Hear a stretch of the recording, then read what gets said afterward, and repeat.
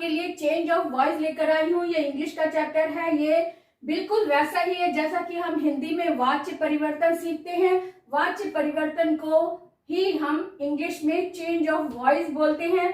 जिस तरह से उसमें बदलाव आता है, परिवर्तन आता है कर्म के आधार पर, कर्ता के आधार पर, यहाँ पर भी सब्जेक्ट और ऑब्जेक्ट का ही मेन रोल होता है। जब हम एक्टिव से पैसिव बनाते हैं तब ऑब्जेक्ट को हम सब्जेक्ट के रूप में यूज करते हैं और सब्जेक्ट के कॉलम को हमने इस तरह से चेंज करके बाई लगाकर आगे लगा देते हैं। तो किस तरह से लगाते हैं ये ध्यान से देखिए। इसमें सबसे पहले हम देखेंगे कि बेसिक चेंजेस कौन कौन से हैं। सब्जेक्ट अगर आई है तो आई का मी हो जाता है ऑब्जेक्ट बनाते समय। वी को अस में बदलते हैं, यू को यू ही रखते हैं, ही को हिम में बदल देते हैं, शी को हर में बदल देते हैं, दे को देम में बदल देते हैं। अब आते हैं यहाँ पर कि जो वर्ब में जो चेंजेस आते हैं, वर्ब के चेंजेस कैसे करते हैं। यहाँ पे शॉर्ट फॉर्म लिख दिया है।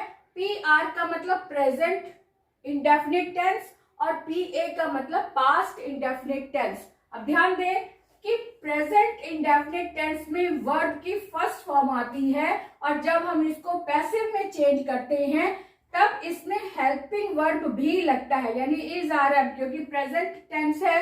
प्रेजेंट इंडेफिनिट में हेल्पिंग वर्ब नहीं लगता है, लेकिन पैसिव बनाते समय इसमें इज आर एम जैसी हेल्पिंग वर्ब लगती है, साथ में प्लस वर्ब की थर्ड फॉर्म लग जाती है। ये आप नोटिस कर लें। अगर वर्ब पास्ट इंडेफिनिट टेंस है, पास्ट इंडेफिनिट टेंस में वर्ब की सेकंड फॉर्म लगती है और सेकंड फॉर्म को जब हम पैसिव में बदलते हैं तब वाज वर, क्योंकि पास्ट इंडेफिनिट में भी वाज वर यानी कि हेल्पिंग वर्ब नहीं लगता है, लेकिन पैसिव वॉइस बनाते समय वाज वर लगता है।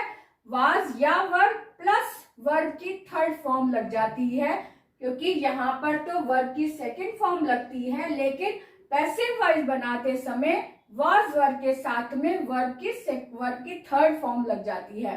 अब आते हैं फ्यूचर टेंस में। Future indefinite tense, future indefinite tense में विल या शैल का प्रयोग होता है, साथ में वर्ब की फर्स्ट फॉर्म लगी होती है, लेकिन जब हम पैसिव वॉइस में बदलते हैं तब विल शैल के साथ में बी भी लगता है, बी के साथ में वर्ब की थर्ड फॉर्म लगती है। यानी कि जब हम फ्यूचर इंडेफिनिट टेंस को पैसिव वॉइस में चेंज करते हैं तब विल शैल तो लगता ही है, साथ में प्लस बी आ जाता है, बी के साथ में वर्ब की थर्ड फॉर्म लग जाती है। ये नोट करने वाली बात है, इसे हर समय अपने पास नोट कर लो।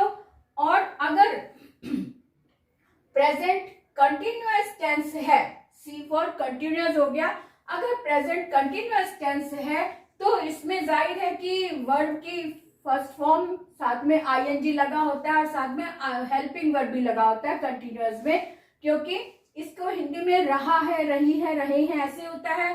तो इसलिए is are am plus verb की फर्स्ट फॉर्म और साथ में आईएनजी लगा होता है। लेकिन जब प्रेजेंट कंटिन्यूअस टेंस को हम पैसिव वॉइस में बदलते हैं तब इज आर एम तो लगता ही लगता है।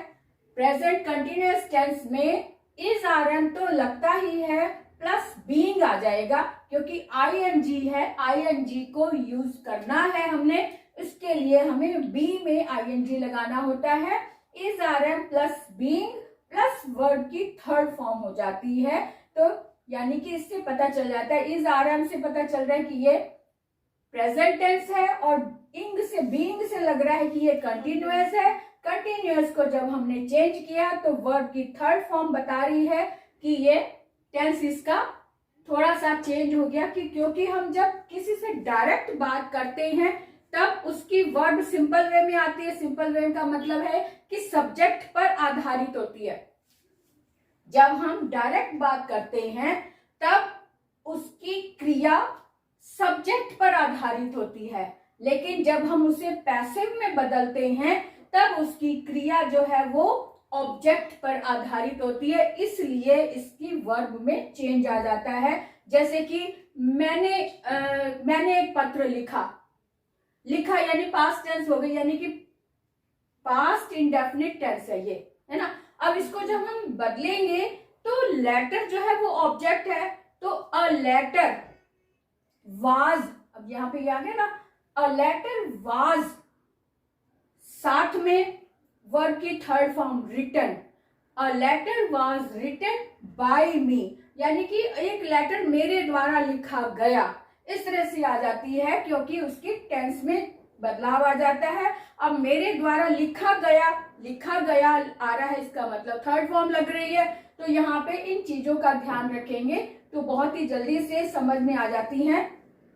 अब यहाँ पे आ रहा है past continuous tense. Past continuous में वाज वर्ब प्लस वर्ब की फर्स्ट फॉर्म और आईएनजी लगा होता है, और वाज वर्ब के साथ पता चलता है कि ये पास्ट टेंस है, तो इसको पैसिव वॉइस में बदलेंगे तो वाज वर्ब तो लगेगा ही लगेगा, प्लस बीइंग, जैसे कि प्रेजेंट में हमने is are am plus being लगाया था, वाज वर्ब में पास्ट कंटिन्यूअस टेंस में was verb plus being plus verb की थर्ड फॉर्म ये लगता है। अब यहां तक तो बहुत ही इजी था, कंटिन्यूअस तक। प्रेजेंट परफेक्ट कंटिन्यूअस में थोड़ा सा चेंज होता है। प्रेजेंट परफेक्ट कंटिन्यूअस जब आता है तब इसमें थोड़ा सा चेंज होता है, वो क्या होता है वो देख ले कि इसमें हैज हैव प्लस वर्ब की थर्ड फॉर्म पहले से लगी, यानी कि एक्टिव वॉइस में भी हैज हैव प्लस वर्ब की थर्ड फॉर्म लगी होती है, और जब हम इसको पैसिव में चेंज करते हैं तब हैज हैव प्लस बीन लगता है, बीइंग नहीं बीन लगता है, और प्लस वर्ब की थर्ड फॉर्म लग जाती है किसमें, प्रेजेंट परफेक्ट कंटिन्यूअस में। प्रेजेंट परफेक्ट कंटिन्यूअस में हैज हैव लगा होता है प्लस वर्ब की थर्ड फॉर्म लगी होती है, और जब हम पैसिव में बदलते हैं तब हैज हैव के साथ में प्लस बीन और साथ में वर्ब की थर्ड फॉर्म आ जाती है। हैज हैव से पता चलता है कि ये प्रेजेंट टेंस है। अब आते हैं पास्ट परफेक्ट टेंस में। पास्ट परफेक्ट टेंस में हैड लगा होता है, साथ में वर्ब की थर्ड फॉर्म लगी होती है एक्टिव वॉइस में। जब हम इसको पैसिव वॉइस में बदलते हैं तब हैड वही रहता है, हैड ही रहता है, लेकिन साथ में बीन लग जाता है, हैड बीन प्लस वर्ब की थर्ड फॉर्म आ जाती है। इस तरह से चेंजेस आता है पैसिव वॉइस में। अब आते हैं फ्यूचर परफेक्ट टेंस में। फ्यूचर परफेक्ट टेंस में विल या शैल के साथ में हैव और साथ में वर्ब की थर्ड फॉर्म लगी होती है, तो इसको कैसे चेंज करें, यहां देखिए ध्यान से कि फ्यूचर परफेक्ट टेंस को जब हम पैसिव में बदलते हैं तब विल शैल तो वैसे ही रहता है, विल शैल, विल या शैल के साथ में हैव लगता है, हैव के साथ में बीन लगता है, हैव बीन आ जाता है। यहाँ पर बीन नहीं था, सिर्फ यहाँ पर पैसिव में बीन आ जाएगा और प्लस वर्ब की थर्ड फॉर्म आ जाएगी, इतना चेंजेस आ जाता है। लेकिन जो मेन चेंजेस है वो ये कि ऑब्जेक्ट को सब्जेक्ट बनाकर हम यूज करते हैं, सेंटेंस बनाते हैं, कब, पैसिव बनाते समय।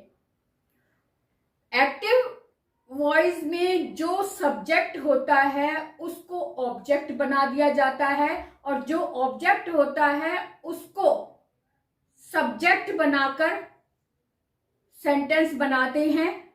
तो ये छोटी सी बातें हैं जो ध्यान रखने लायक है। अब हम देखेंगे कि उदाहरण कैसे हैं, उदाहरण के माध्यम से अब हम बाकी के बेसिक चीजें समझेंगे।